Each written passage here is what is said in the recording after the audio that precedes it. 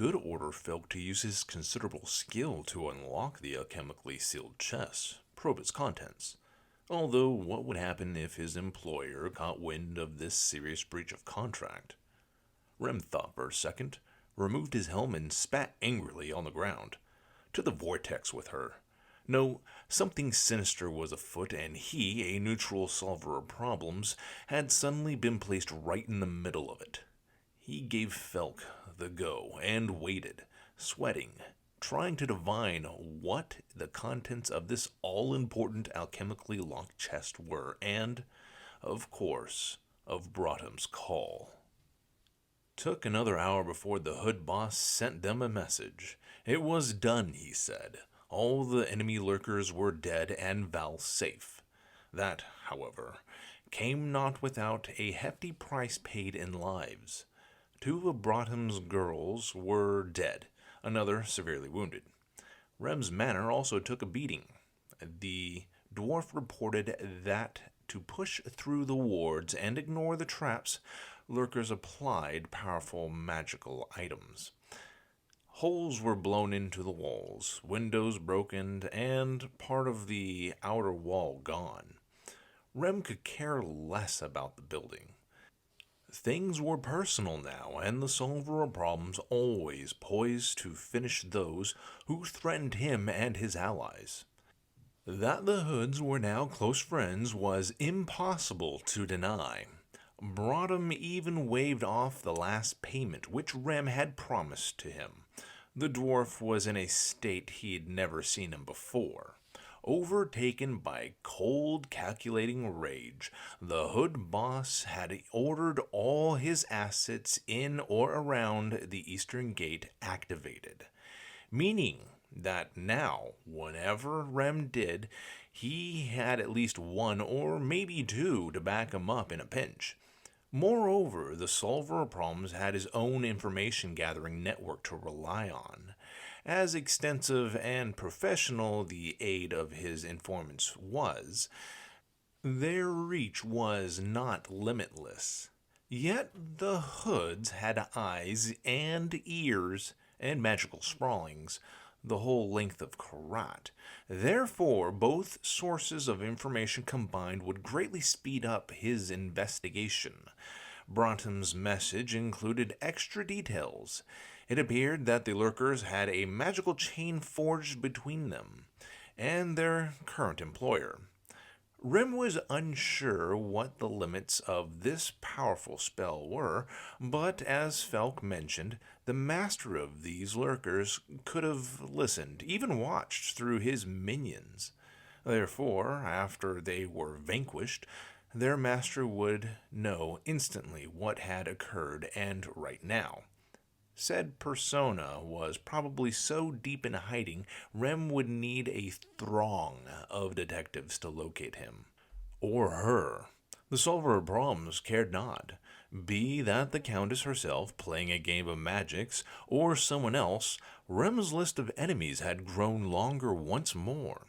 He would risk it and pay the movers. The manor still had supplies, weapons, and armor left within, not to mention Felk's assortment of magical items and potions.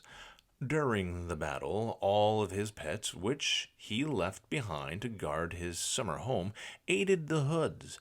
Both Michu and Lecturio had sustained grave injuries. Only the eagle miraculously managed to pull through and was now resting on a cart, traveling under a hood escort towards Karak's eastern gate. Val was there too, a tad bit traumatized, but in good health. It seemed that the weapon he gave her enabled the maid to successfully shoot dead one and wound another of the lurkers. Rem sighed and combed his mind for odd pieces of information. Apparently, he now had to track down the murderer of that old annoying elf, the locksmith Vervik. Start from the bottom and go up, systematically, just like a proper solver of problems would. Unravel this mess and finally discover why, for Cain's sake, another powerful person would waste huge amounts of resources and send a dozen lurkers after his maid. To him, Val was a faithful servant, a friend even, and Rem reviled anyone who dared threaten his friends. It seemed that, after all, the cult, which was after her and he thought finished for good, wasn't completely gone. That, or there were others who shared goals, convictions similar to those of the long-dead fanatics. They proved to be a problem, and most annoying one at that. Such troubles needed to be solved, and in a most permanent, deadly manner. Felk was keen to check what the contents of his high magic books were. The Lich claimed it would take him at least 2, maybe even 3 months to safely open it, and then another just to be extra safe, before he began reading from the ancient tome. If that book was one of the Countess's main goals, Rem would not even be a little bit surprised. Felk was now mumbling his incantations and breathing mana into the alchemical lock. Whoever made the thing, Rem was sure that the Lich would successfully pry it open and, without triggering the wards. There existed no mage that he knew of, and Rem indeed had befriended many, who would leave a prized possession locked inside a chest without warding it afterwards. Locks could be unlocked, chests split open, and either by bronze or cerebration, the expensive items looted. People often hired him to do exactly that, and even though he'd already stolen countless of purses, unlocked hundreds of chests, those fitted with alchemical locks were one of the hardest to open. Felk's eyes and wide open mouth unleashed a thick bluish mist made of mana, which surrounded the Countess's chest for a moment. Even the dark wood it was made of glowed in blue.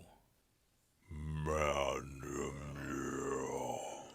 guide my skill, O Master of Seals, you, most faithful servant of Khan. Allow us to pierce through these walls made of magic and uncover what rests hidden inside this chest. Felk's words of prayer followed the incantation, which most normal people would not understand. Even Rem, who knew quite a lot about magic, was like a child when compared to the wise old Lich.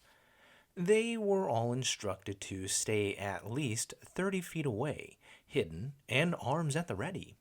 Nobody knew what might be locked within. Even if it was some ancient thing, a monster of sorts, Rem assumed that the Countess Lavoa had the decency of installing protective magics. There was a spark, and then there was a hiss, accompanied by a screech of magic pushing magic away. Felk then extended his magikinesis, touched the chest, and carefully, inch by inch, he pushed the lid up.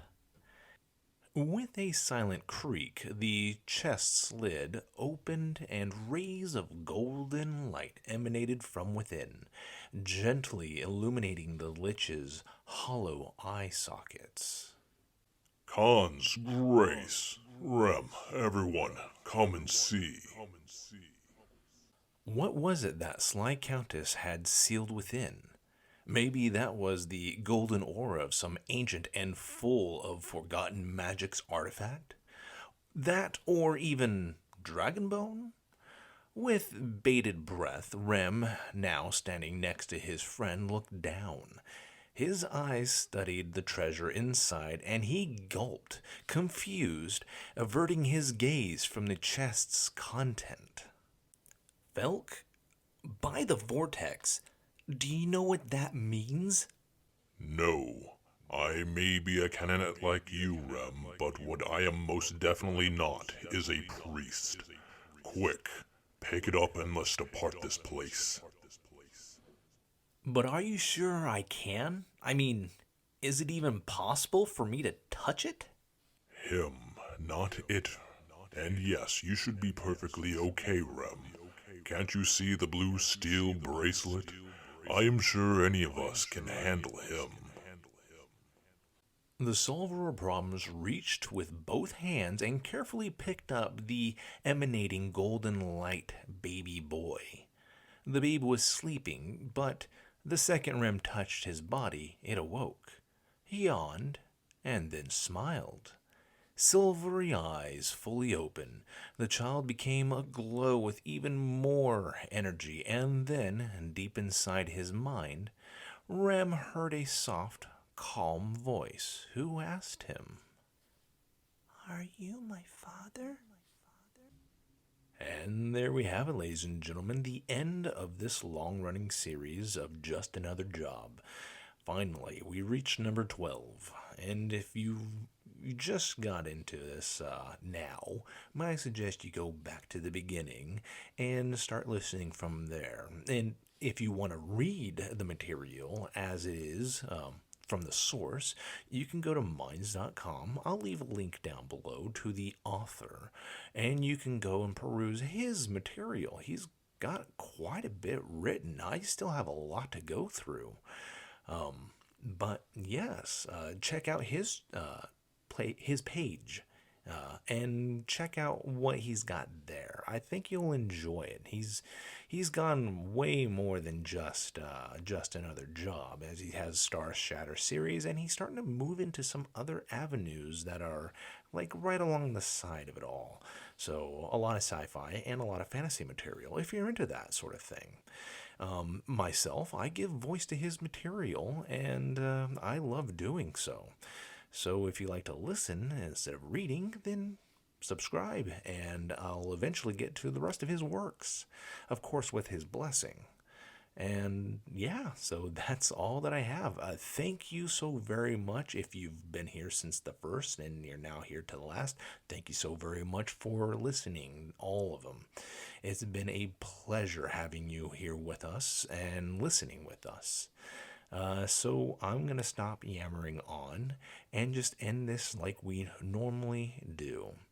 Take care of yourselves out there. God bless, and I do mean that. And farewell.